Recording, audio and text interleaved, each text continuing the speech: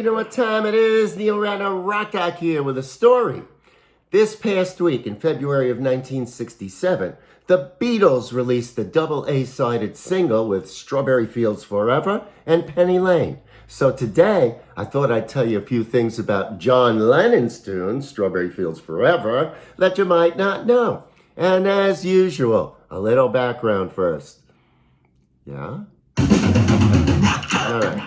So Strawberry Field was the name of a Salvation Army children's home near where Lennon grew up. And John and his friends would play in a wooded garden behind the home. And every summer, the children's home would host a garden party, which John especially looked forward to. Okay, now, Lennon began writing Strawberry Fields Forever in Spain in September and October of 1966, during the filming of Richard Lester's film, How I Won the War. And by then, John had become a frequent user of LSD. And through the lens of the drug, the song turned from simple nostalgia into inward reflection. I'm not surprised. And if any of you have ever done LSD, you know. Okay, now, in an interview in 1980, John explained that the second verse goes, "No one, I think, is in my tree." Well, I was too shy and self-doubting.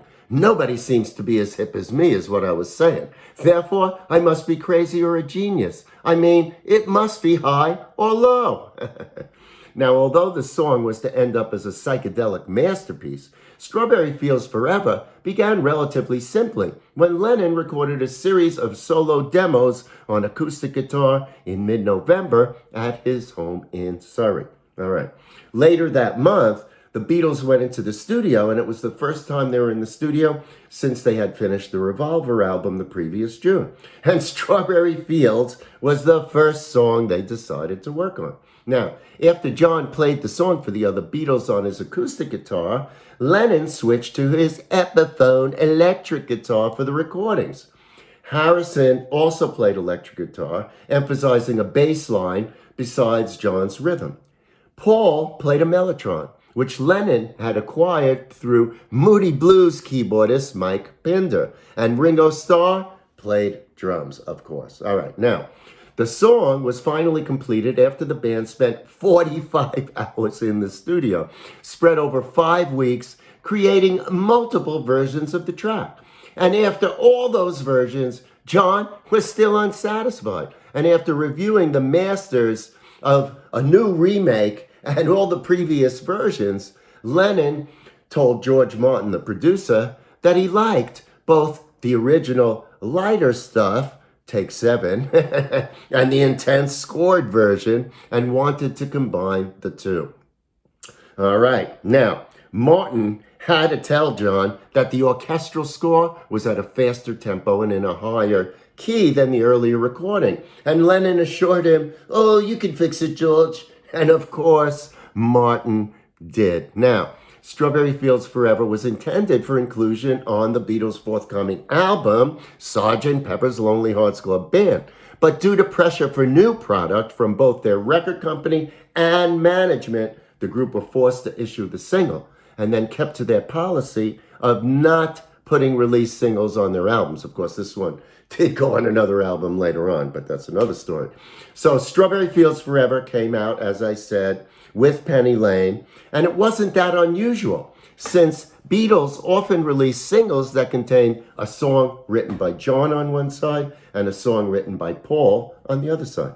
Now, Lennon saw the song Strawberry Fields Forever as his finest work with the Beatles, and after his murder, as we all know, a section of New York Central Park across the street from the Dakota apartment building where he lived in New York was named after the song. And if you're in New York, go to Central Park, go to the place called Strawberry Fields, see what they painted there and catch the vibe. It's kind of a cool place, and it was a great thing that the city decided to recognize Lennon. So that's a good one. All right. Can I play my thing? Yeah, okay. All right, so that's my story, Strawberry Fields Forever. To me, one of the great Beatles songs, one of the great John Lennon songs, and he obviously loved the song as well. All right, that's my story for today. I hope you enjoyed it.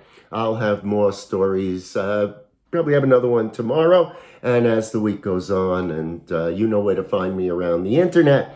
And as I always like to tell you, always remember to keep on rocking. Very important, right? Come on. Oh, well. I was going to play my ID one more time, but there we go. All right, that's it. I switched from Magic Mouse to Magic Touchpad, so I'm a little bit slow on it, but I'll get better. All right, that's it. Have a great rest of the day, and I'll see you somewhere real soon. All right, bye for now.